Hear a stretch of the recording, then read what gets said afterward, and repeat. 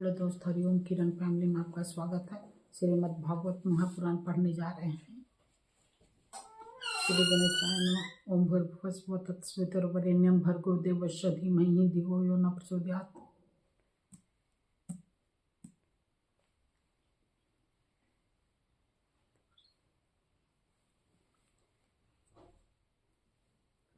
श्री राधा कृष्णाभ्याम नमः। श्रीमद् भागवत महापुराण प्रथम खंड।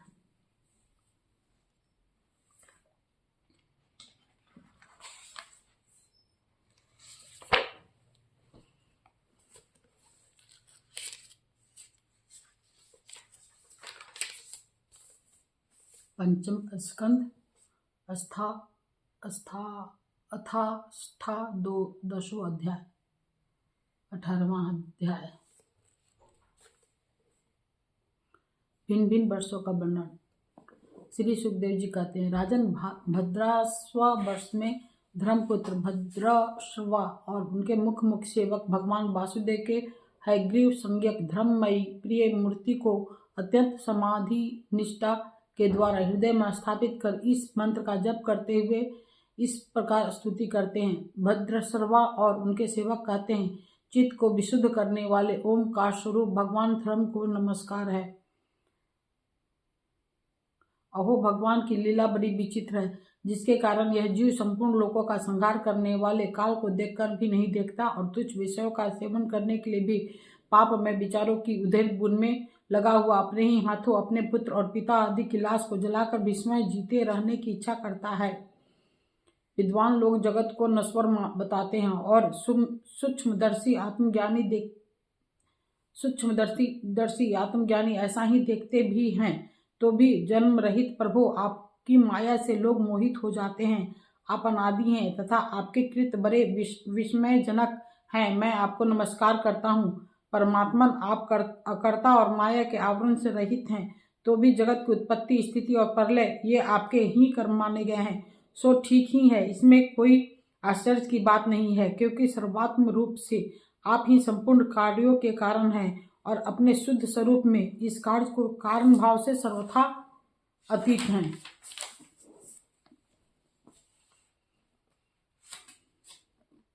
आपका विग्रह मनुष्य और घोड़े का संयुक्त रूप है। प्रलय काल में जब तमः प्रधान दैत्यगण वेदों को चुरा ले गए थे, तब ब्रह्मा जी के प्रार्थना करने पर आपने उन्हें रसातल से लाकर दिया। ऐसे अमोघ लीला करने वाले सत्य संकल्प आपको मैं नमस्कार करता हूँ। हरि वर्ष खंड में भगवान नरसिंह रूप से रहते हैं। उन्होंने यह रूप जिस कारण से धारण किया था, उसका आगे 7वें स्कंद में वर्णन किया जाएगा। सही बात है।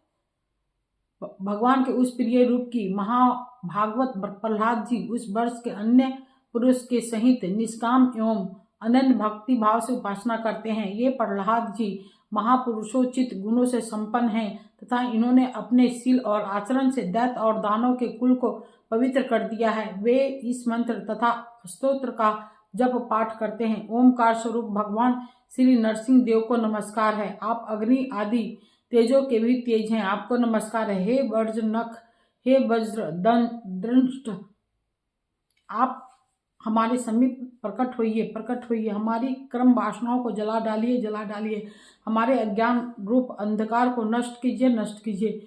ओम स्वाहा, हमारे अंतःकरण में अभय दान देते हुए प्रकाशित होइए। ओम क्षौम नाथ, विश्व का कल्याण हो, दुष्टों की बुद्धि शुद्ध हो, सब प्राणियों में परस्पर सद्भावना हो, सभी एक दूसरे का हित चिंतन करें, हमारा मन शुभ मार्ग में प्रवृत्त हो, हम सबकी बुद्धि निष्काम भाव से भगवान श्री हरि में प्रवेश करें। प्रभु, घर, स्त्री, पुरुष, धन और भाई बंधुओं में हमारी आसक्ति ना हो।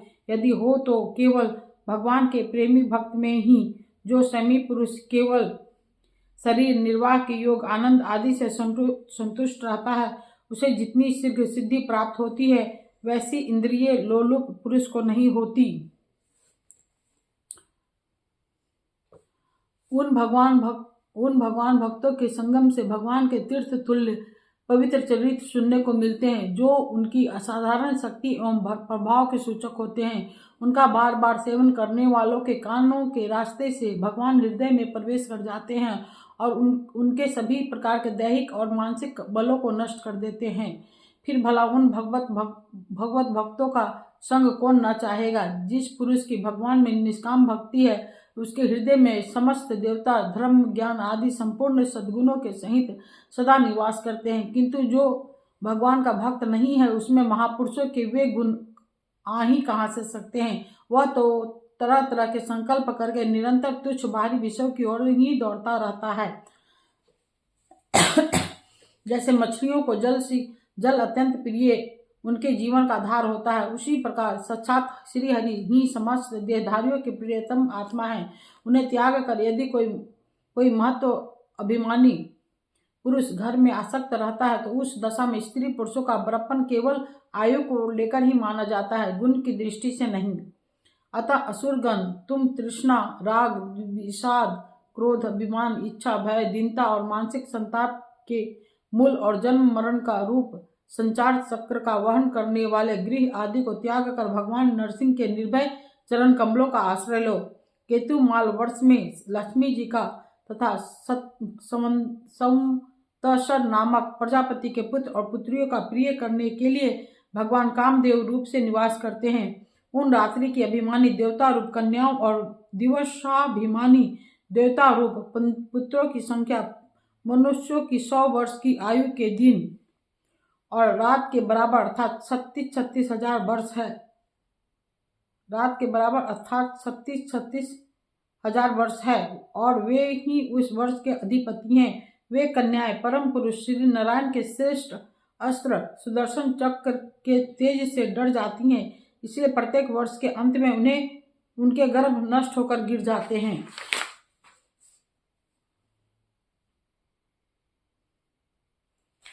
भगवान अपने संतुलित गति विलास से सुशोभित मधुर मंद मुस्कान से मनोहर लीला रूप चारु चितवन से कुछ उजके कुछ सुंदर भ्रूमंडल की छबीली छटा के द्वारा वंदनार विंद का राशि राशि सौंदर्य उड़ेल कर सौंदर्य देवी श्री लक्ष्मी को अत्यंत आनंदित करते और स्वयं भी आनंदित होते रहते हैं।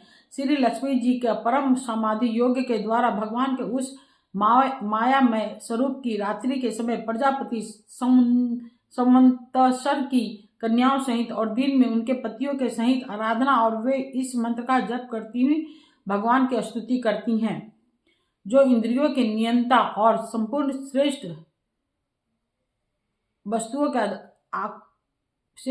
के आकार हैं, क्रिया शक्ति, ज्ञान शक्ति और संकल्प, अध्यवसाय आदि चित्त के धर्मों तथा उनके विषयों के अधीश्वर हैं। 11 इंद्रिय और 5 विषय इन 16 कलाओं से युक्त हैं, वेदोक्त कर्मों से प्राप्त होते हैं तथा अन्नमय, अमृतमय और स्वरमय हैं।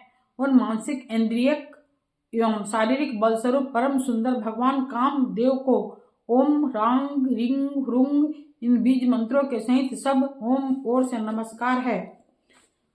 आप इंद्रियों के अधीश्वर हैं। स्त्रियां तरह तरह के कठोर व्रतों से आपकी ही आराधना करके अन्य लौकिक पतियों की इच्छा किया करती हैं, किंतु वे उनके प्रिय पुत्र, धन और आयु की रक्षा नहीं कर सकते, क्योंकि वे स्वयं ही परतंत्र हैं। सच्चा पति, रक्षा करने वाला या ईश्वर वही है जो स्वयं सर्वथा निर्भय हो और दूसरे भयभीत लोगों की सब प्रकार से रक्षा कर सके। ऐसे पति एकमात्र आप ही हैं। यदि एक से अधिक ईश्वर माने जाएं, तो उन्हें एक दूसरे से भय होने की संभावना है। अतएव आप अपनी प्राप्ति से बढ़कर और किसी लाभ को नहीं मानते। भगवान, जो स्त्री आपके चरण कमलों का पूजन ही चाहती है और किसी वस्तु की इच्छा नहीं करती, उसकी सभी कामनाएं पूर्ण हो जाती है, किंतु जो किसी एक कामना को लेकर आपकी उपासना करती है, उसे आप केवल वही वस्तु देते हैं और सब भोग समाप्त होने पर वह नष्ट हो जाती है, तो उसके लिए उसे संतप्त होना पड़ता है। अजित, मुझे पाने के लिए इंद्रिय सुख के अभिलाषी ब्रह्मा और रुद्र आदि समस्त सुरासुर गण घोर तपस्या करते रहते हैं, किंतु आपके चरण कमलों का आश्रय लेने वाले भक्त के सिवा मुझे कोई पा नहीं सकता, क्योंकि मेरा मन तो आप में ही लगा रहता है।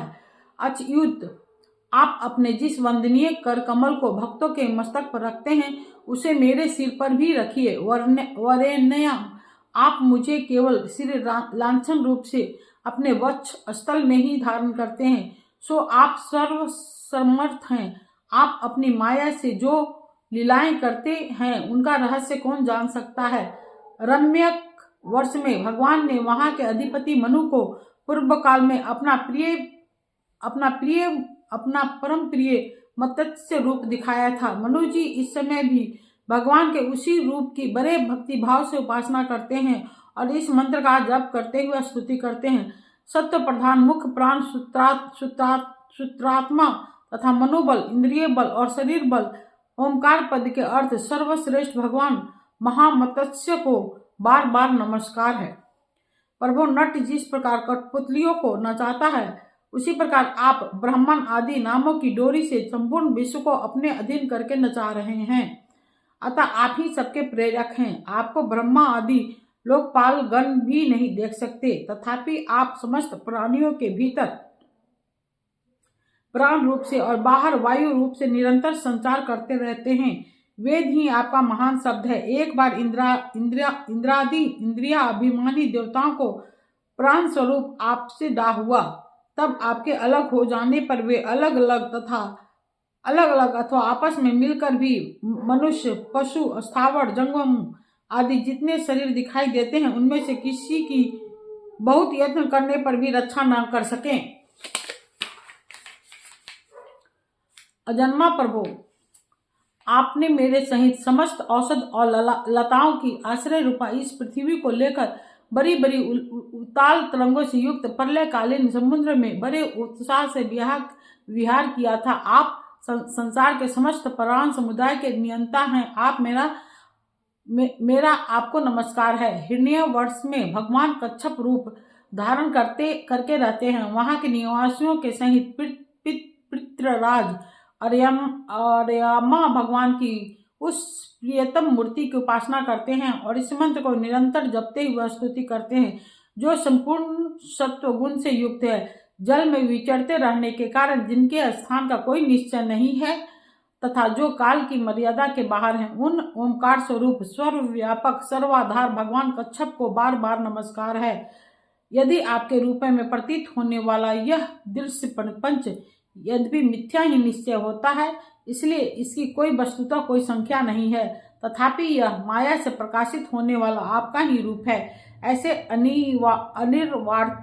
अनिर्वचनीय रूप आपको मेरा नमस्कार है। एकमात्र आप ही जरायुज, स्वेदज, अंडज, उद्भिज, जंगम, स्थावर, देवता, ऋषि, पितृगण, भूत, इंद्रिय, स्वर्ग, आकाश, पृथ्वी, पर्वत, नदी, समुद्र, द्वीप, ग्रह और तारा आदि विभिन्न नामों से प्रसिद्ध हैं। आप असंख्य नाम, रूप और आकृतियों से युक्त हैं। कपिलादि विद्वानों ने जो आप में 24 तत्वों की संख्या निश्चित की है, वह जिस तत्व दृष्टि का उदय होने पर निर्वृत्त हो जाती है, वह भी वस्तुतः आपका ही स्वरूप है। ऐसे सांख्या सिद्धांत स्वरूप आपको मेरा नमस्कार है। उत्तर कुरु वर्ष में भगवान यज्ञ पुरुष वराह मूर्ति धारण करके विराजमान है। वहां के निवासियों के सहित साक्षात पृथ्वी देवी उनकी अविचल भक्ति भाव से उपासना करती और इस परमोत्कृष्ट मंत्र का जाप करती हुई स्तुति करती हैं, जिनका तत्व मंत्रों से जाना जाता है, जो यज्ञ और क्रतु रूप हैं तथा बड़े बड़े यज्ञ जिनके अंग हैं। उन ओमकार स्वरूप शुक्ल कर्ममय त्रियुग मूर्ति पुरुषोत्तम भगवान वराह को बार बार नमस्कार है। ऋत्विज गण जिस प्रकार अरणी रूप काष्ठ खंडों में छिपी हुई है अग्नि को मंथन द्वारा प्रकट करते हैं, उसी प्रकार कर्मा शक्ति एवं कर्म फल की कामना से छिपे हुए जिनके रूप को देखने की इच्छा से परम प्रवीण पंडित जन आपके विवेक युक्त मन रूप मंथन काष्ठ से शरीर एवं इंद्रिया आदि को मथ डालते हैं।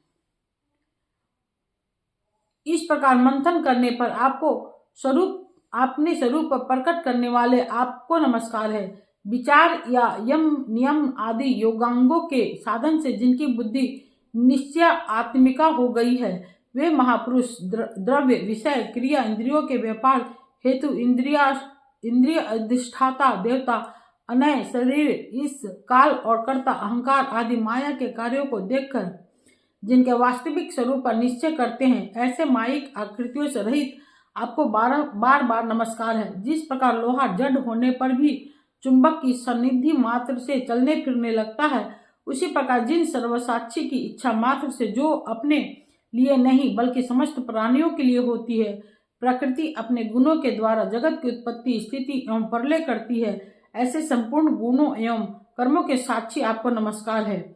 आप जगत के कारणभूत आदि शुकर हैं। जिस प्रकार एक हाथी दूसरे हाथी को पछाड़ देता है, उसी प्रकार गजराज के समान क्रीड़ा करते हुए आप युद्ध में अपने प्रतिद्वंदी हिरण्याक्ष दैत्य को दलित करके मुझे अपनी दाढ़ों की नोक पर रखकर रसातल से प्रलय पयोधि के बाहर निकले थे। मैं आप सर्वशक्तिमान प्रभु को बार बार नमस्कार करती हूँ। इति श्रीमद्भागवते महापुराणे परमहंस्यां संहितां पंचम स्कंदे भुवन कोश वर्णम नाम 18 अध्याय। अथ कोनविंशो अध्याय।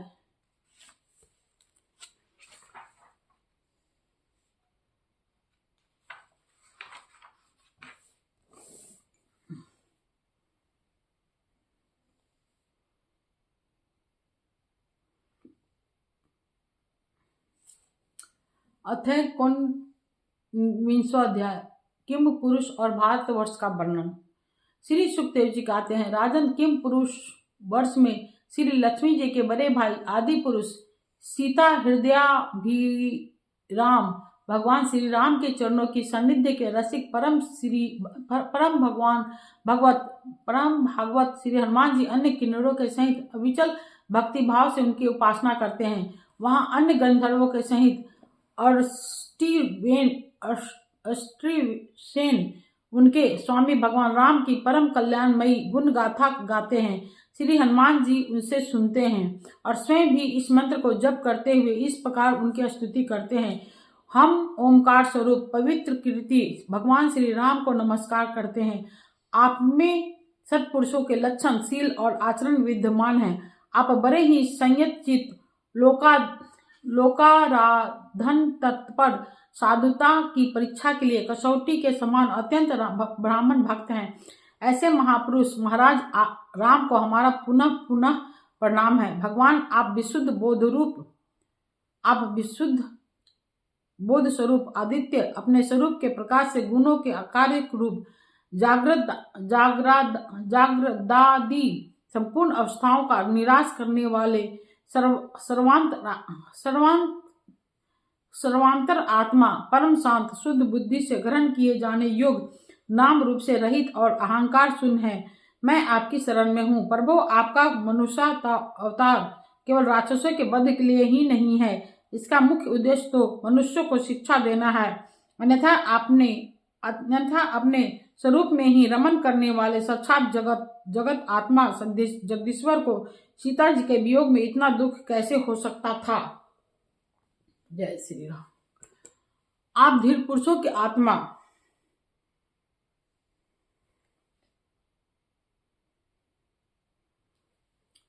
और प्रियतम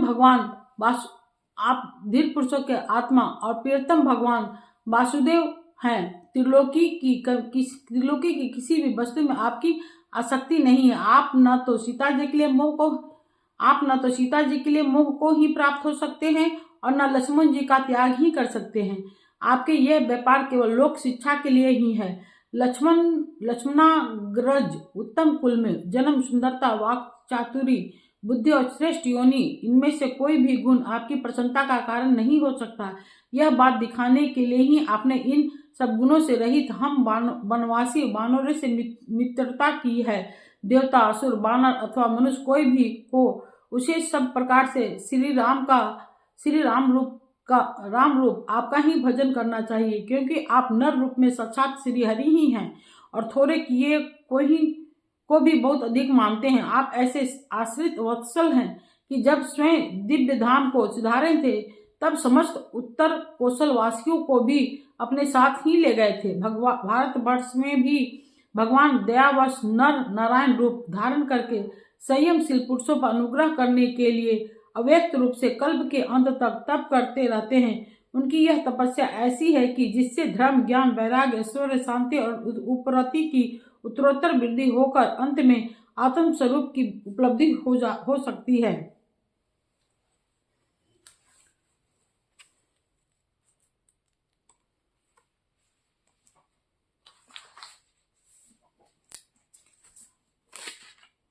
भगवान नारद जी स्वयं श्री भगवान के ही कहे हुए सांख्य और योग शास्त्र के सहित भगवान महिमा को प्रकट करने वाले 5 रात्र दर्शन का स्वर्णिम मुनि को उपदेश करने के लिए भारतवर्ष की वर्णाश्रम धर्मावलंबी प्रजा के सहित अत्यंत भक्ति भाव से भगवान श्री नर नारायण की उपासना करते और इस मंत्र का जप तथा स्तोत्र गाकर उनकी स्तुति करते हैं। ओमकार स्वरूप, अहंकार से रहित, निर्धनों के धन, शांत स्वभाव ऋषि परवर भगवान नर नारायण को नमस्कार है। वे परम हंसों के परम गुरु और आत्मा रामों के अधीश्वर हैं और अधीश्वर उन्हें बार बार नमस्कार है। यह गाते हैं जो विश्व की उत्पत्ति आदि में उनके कर्ता होकर भी कर्तव्य के अभिमान से नहीं बंधते, शरीर में रहते हुए भी उसके धर्म, भूख, प्यास आदि के वशीभूत नहीं होते तथा दृष्टा होने पर भी जिनकी दृष्टि दृश्य के गुण दोषों से दूषित नहीं होती, उन असंग एवं विशुद्ध साक्षी स्वरूप भगवान नर नारायण को नमस्कार है। योगेश्वर हिरण्यगर्भ भगवान ब्रह्मा जी ने योग साधन की सबसे बड़ी कुशलता यही बतलाई है कि मनुष्य अंत काल में देह अभिमान को छोड़कर भक्ति पूर्वक आपके प्राकृत गुणों रहित स्वरूप में अपना मन लगावे। लौकिक और परलौकिक भोगों के लालची मूर्ख पुरुष जैसे पुरुष स्त्री और धन की चिंता करके मौत से डरते हैं, उसी प्रकार यदि विद्वान को भी इस निंदनीय शरीर के छूटने का भय बना रहा तो उसका ज्ञान प्राप्ति के लिए किया हुआ सारा प्रयत्न केवल श्रम ही है। अतः अधोक्षज आप हमें अपना स्वाभाविक प्रेम रूप भक्ति योग प्रदान कीजिए, जिससे कि प्रभु इस निंदनीय शरीर में आपकी माया के कारण बद्धमूल हुई दुर्भेद अहंता ममता को हम तुरंत काट डालें। राजन, इस भारतवर्ष में भी बहुत से पर्वत और नदियां हैं, जैसे मलय, मंगलप्रस्थ, मैनाक, त्रिकुट, ऋषभ, कुटक, कोल्लक, सह, देवगिरी, श्रेमुख, श्रीशैल, वेंकट, महेंद्र, वारिधार, विंध्य, सुक्तिमान, ऋक्षगिरी, परियात, द्रोण, चित्रकूट, गोवर्धन, दैवतक, कंभुक, नील, गोकामुख, इंद्रकील और कामगिरी आदि। इसी प्रकार और भी सैकड़ों हजारों पर्वत हैं। उनके तट प्रांतों से निकलने वाले नद और नदियां भी अगणित हैं।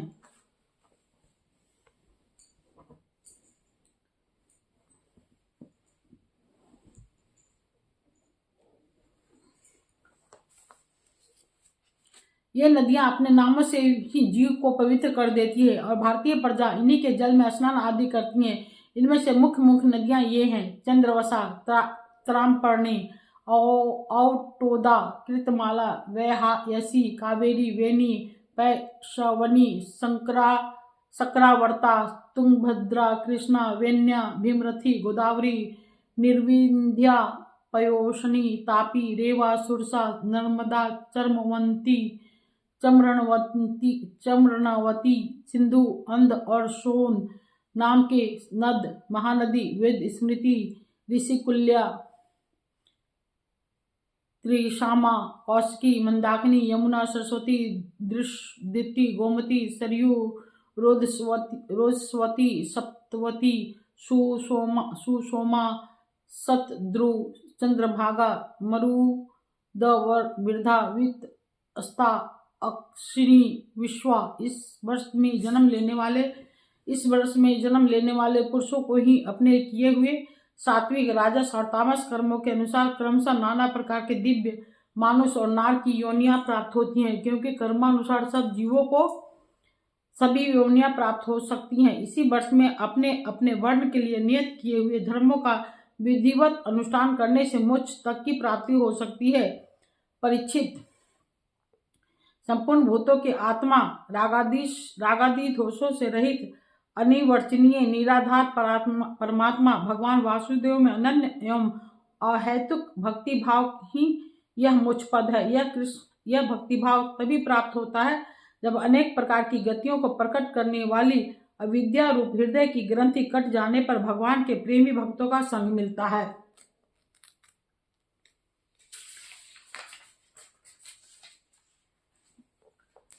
देवता भी भारतवर्ष में उत्पन्न हुए मनुष्यों की इस प्रकार महिमा गाते हैं। जिन जीवों ने भारतवर्ष में भगवान की सेवा के योग मनुष्य जन्म प्राप्त किया है, उन्होंने ऐसा क्या पुण्य किया है, अथवा इन पर स्वयं श्री हरि ही प्रसन्न हो गए हैं।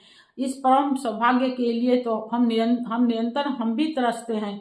हमें बड़े कठोर यज्ञ तप व्रत और दानादि करके जो यह तुच्छ स्वर्ग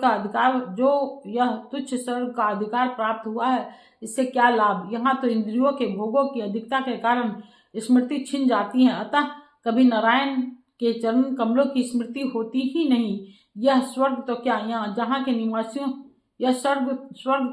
के निवासियों की एक कल्प की आयु होती है, किंतु जहाँ से फिर संसार चक्र में लौटना पड़ता है। उन ब्रह्मलोक आदि की अपेक्षा भी भारत भूमि में थोड़ी आयु वाले होकर जन्म लेना अच्छा है, क्योंकि यहाँ धीर पुरुष एक क्षण में अपने ही इस मृत शरीर से किए हुए संपूर्ण कर्म श्री भगवान को अर्पण करके उनका अभय पद प्राप्त कर सकता है।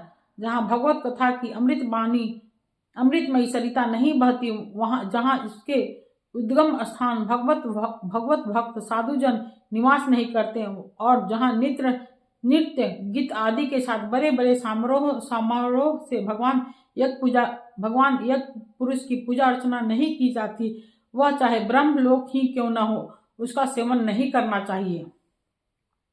जिन जीवों ने इस भारतवर्ष में ज्ञान विवेक बुद्धि तदनुकूल कर्म तथा उस कर्म के उपयोगी द्रव्य आदि सामग्री से संपन्न मनुष्य जन्म पाया है, वे यदि आवागमन के चक्र से निकलने का प्रयत्न नहीं करते, तो व्याध की फांसी से छूटकर भी फल आदि के लोभ से उसी वृक्ष पर विहार करने वाले वनवासी पक्षियों के समान फिर बंधन में पड़ जाते हैं। अहो, इस भारतवासियों का कैसा सौभाग्य है, जब ये यज्ञ में भिन्न भिन्न देवताओं के उद्देश्य से अलग अलग भाग रखकर विधि मंत्र और द्रव्य आदि के योग से श्रद्धा पूर्वक उन्हें हवि प्रदान करते हैं। तब इस प्रकार इंद्र आदि विभिन्न नामों से पुकारे जाने पर संपूर्ण कामनाओं के पूर्ण करने वाले स्वयं पूर्ण काम श्री हरि ही प्रसन्न होकर उस हवि को ग्रहण करते हैं। भारतवर्ष की प्रशंसा कर रहे हैं। यह ठीक है कि भगवान सकाम पुरुषों के मांगने पर उन्हें अभीष्ट पदार्थ देते हैं, किंतु यह भगवान का वास्तविक दान नहीं है, क्योंकि उन वस्तुओं को पाल लेने पर भी मनुष्य के मन में पुनः कामनाएं होती ही रहती है। इसके विपरीत जो उनका निष्काम भाव से भजन करते हैं, उन्हें तो वे साक्षात अपने चरण कमल ही दे देते हैं, जो अन्य समस्त इच्छाओं को समाप्त कर देते हैं।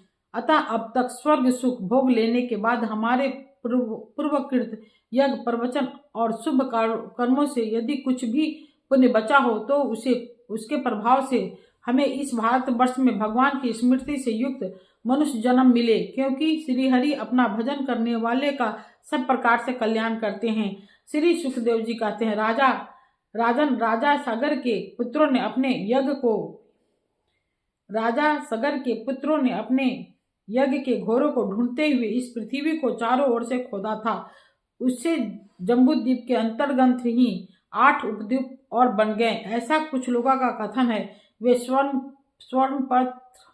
प्रस्थ चंद्र शुक्ल आवर्तन रमणक मंदर हरिण पंचजन्य सिंगल और लंका हैं।